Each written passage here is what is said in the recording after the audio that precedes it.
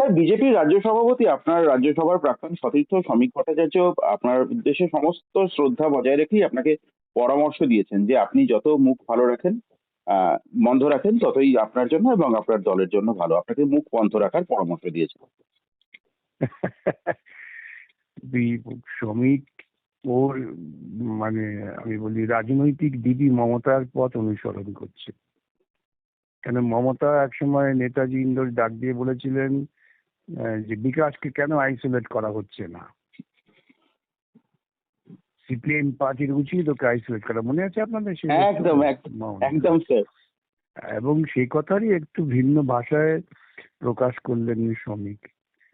আসলে আমি মুখ খুললে ওদের চরিত্রটা তাড়াতাড়ি প্রকাশ পেয়ে যাচ্ছে।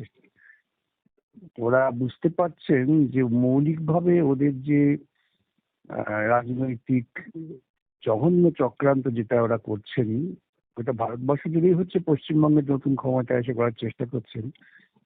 সেই বিষয়গুলো আমি উন্মোচন করে দেওয়ার চেষ্টা করছি, তাই উনি বলছেন যে আমি মুখ বন্ধ করলে ভালো। আমি মুখ বন্ধ করলে আমার ভালো শুধু না, পার্টিরও ভালো। তার মানে কি বলতে চাইছেন যে পার্টিও ওদের বিরুদ্ধে কোনো আন্দোলন করবে না? এই ভালো খিল্ল মন্তব্য করেন মাঝে মাঝে কিছু কিছু রাজনৈতিক নেতারা, উনিও তাই করেছেন। এ কি কৌশলে আপনার দল থেকে, আপনাকে পার্টি থেকে আপনাকে একটু বিচ্ছিন্ন করার একটা পরিকল্পনা এটা মনে একটা করেন? এটা একটা কৌশল তো আছেই, এবং কোনো কোনো ক্ষেত্রে কিছু কিছু বামপন্থী কর্মীরা তো এইভাবে বিভ্রান্ত হনও, এটাও তো ঘটনা, সেটাই ওরা সুযোগ নেয় হয়তো। আমার একটা প্রশ্ন থাকবে। আপনি বিস্ফোরক, যেখানে সারা রাজ্যে একটা খুশির আবহ চলছে বেশিরভাগ ক্ষেত্রেই, যে এই তো একজন অভিযুক্তকে এনকাউন্টার করা হলো, কিন্তু প্রধান সাক্ষী নাকি অভিযুক্ত, সেখানে আবার বিকাশ রঞ্জন ভট্টাচার্য উল্টো সুরে কথা বলছেন, উল্টো পথে হাঁটছেন।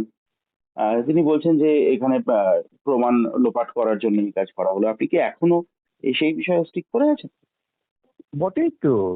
আমি তো আরেকটা ধাপ এগিয়ে গিয়ে ভাবছি যে এটা একটু পরিকল্পিত। আগামী দিনে যে সমস্ত সত্য তথ্য সামনে আসবে, সেখান থেকে তো আরো মারাত্মক চক্রান্তের বিষয়টা প্রকাশে আসবে, সেটাই ওরা ভয় পাচ্ছেন। আমি তো কিছুতেই এই ঘটনাগুলো বিচ্ছিন্ন ভাবতে পারি না। বারুইপুরে মেয়েটিকে ধর্ষণ করা হলো, সেদিনই সোনারপুরে গির্জার ওপর আক্রমণ করা হলো, এবং সেদিনই প্রায় একই সময় একটি নাবালিকাকে কিডন্যাপ করে নিয়ে আসা হলো, শেষ পর্যন্ত তিনি উদ্ধার হলেন বিজেপি অফিস থেকে। এই ঘটনাটা কখনো বিচ্ছিন্ন হতে পারে না। প্রত্যেকটা ঘটনা একটা পারম্পর্য আছে। এই সামগ্রিক বিশ্লেষণ যদি করেন, এবং মুখ্যমন্ত্রী পরের দিন গিয়ে ওখানে একটা কমিউনাল বার্তা ছড়িয়ে দিয়ে এলেন, যেখানে ময়দানে আমি তো যখন সেদিন রাত্রিবেলা গিয়ে দেখেছি, দলমত ধর্ম নির্বিশেষে সেই এলাকার মানুষেরা, আবাল বৃদ্ধ বনিতা, ওই ধর্ষণের বিরুদ্ধে রুখে দাঁড়িয়েছেন। দুর্ভাগ্যজনক ভাবে একজন মারা গিয়েছেন, অত্যন্ত দুর্ভাগ্যজনক ঘটনা। হুম, হুম। কিন্তু এই মব লিঞ্চিং কে তো বিজেপি নৈতিকভাবে সমর্থন করেন, এক্ষেত্রে বিরোধিতা করছেন, সেটাকে সাধুবাদ জানাই। ওরা তো আকলেটকে যখন মব লিঞ্চিং করে পিটিয়ে মারা হলো, তার বিরুদ্ধে তো ওরা নন, ওরা তার পক্ষেই।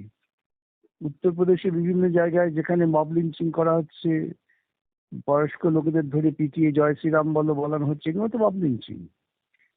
মব লিঞ্চিংটা বিজেপির একটা কৌশল। এক্ষেত্রে আমি আবারও বলি, এক্ষেত্রে যে ওরা তিনি আপত্তি করেছেন এটা ভালো ব্যাপার, কিন্তু বা এক্ষেত্রে মব সেখানে লিঞ্চিং না তিনি হলেও স্যার, যে ডেমোক্রেসি চলছে সামহাও, তারই কি একটা আফটার ম্যাথ এই যে মানুষের নিজের বটেই তো, হাতে আইন বটেই তুলে তো, নেওয়ার প্রবণতা? বটেই তো। আইন, ন্যায় বিচার, যুক্তি, এইসবের ধার ধারতে হবে না। ওরা খুব রাগ করেছিলেন আমার উপরে যখন আমি বলেছিলাম যে এরকম সোহরাবুদ্দিন নাম দিয়ে কেন গোপাল মুখার্জির নাম করা হলো।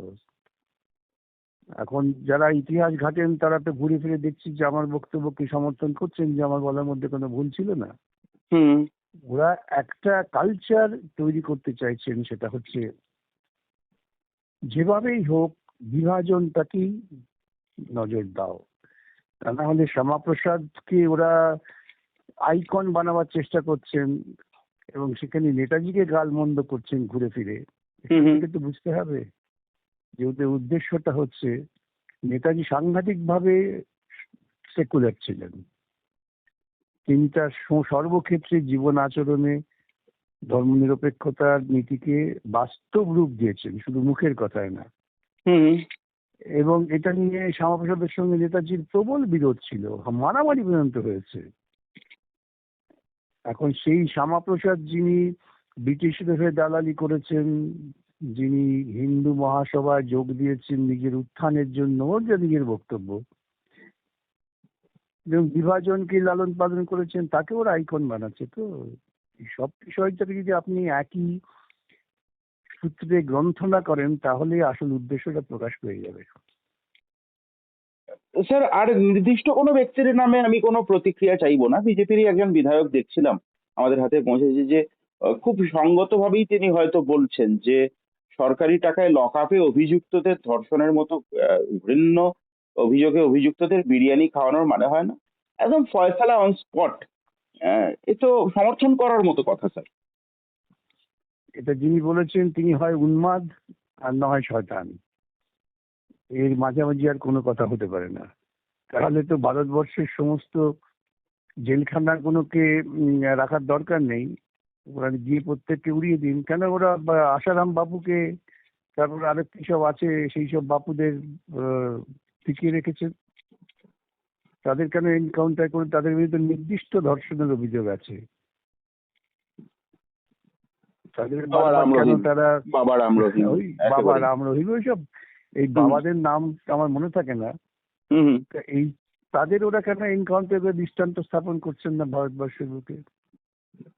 স্যার, দুটি মাত্র আসলে বিষয় আপনাকে আমি, ওরা হ্যাঁ। হচ্ছে ওরা পশ্চিমবঙ্গের বুকে বামপন্থী আন্দোলন, যার মূল ভিত্তি হচ্ছে যুক্তিবাদ, সেই যুক্তিবাদটাকে ওরা মেনে নিতে পারে না। সেটাই ওদের সবচেয়ে বড় বিপদ এবং সবচেয়ে বড় আশঙ্কা। স্যার, আমি আর দুটো বিষয়ে আপনার প্রতিক্রিয়া একটু নিতে চাইবো। শ্রমিক ভট্টাচার্য আপনার প্রাক্তন সতীর্থ, আপনি বারবার করেই তার প্রশংসাও করেছেন, আমার চ্যানেলেই করেছেন। তিনি খুব আন্তরিকতার সঙ্গে যখন বলেছেন বিজেপির তৃণমূলীকরণ হতে দেবো না, দুদিন আগে বললেন আহ, কুচকুচে সাদা ধবধবে কালো, তৃণমূলে নেই কোনো ভালো। গতকাল যখন দেখলেন যে সুস্মিতা দেব, প্রকাশ্যিক পরেশ এবং সুখেন্দু শেখর রায়দের মতো সাংসদরা তার হাত থেকে দলীয় পতাকা গ্রহণ করলেন, বিজেপিতে গেলেন, আপনি কিভাবে দেখছেন বিষয়টাকে? দেখুন, আমি আবারও বলি যে আগামী দিন হয়তো দেখবেন যে শ্রমিক, তার যে শ্রমিককে আমি জানি, হুম তার সেই দৃষ্টিভঙ্গি, তার সেই পরিশীলিত ভাব দিয়ে তিনি বিজেপিতে থাকতে পারবেন না। হুম ওকে তো নাগপুরের নির্দেশ ওকে অক্ষরে অক্ষরে পালন করতে হবে। হুম হুম। উনি নিজে হয়তো ভেবেছিলেন যে তৃণমূলরা এত বেশি কলঙ্কিত, তাদের নেব না। কি সব বললেন, কি কুচকুচে সাদা চুল না কালো চুল, তাদের নেব না। কুচকুচে সাদা ধবধবে কালো, তৃণমূলে নেই কোনো ভালো, আচ্ছা, উনি বলেছেন। এই বলেছেন, উনি কাব্য করে বলেছেন। এখন ওর কথা কে গুরুত্ব দেয়? নাগপুর থেকে ডিরেকশন বাজারে একে নিচ্ছি, না হয় নাও, নয় কাল সরে যাও। শ্রমিক বা পশ্চিমবঙ্গের বিজেপি নেতাদের কোনো স্বাধীনভাবে সিদ্ধান্ত নেওয়ার মতো ক্ষমতা আছে নাকি? যার ফলে এই রাজ্যে মন্ত্রিসভা গঠন হতে 1 মাস লাগে। এ রাজ্যে একটি সাংবিধানিক পদ রাজ্যের অ্যাডভোকেট জেনারেল নিয়োগ করতে 1 মাস লাগে।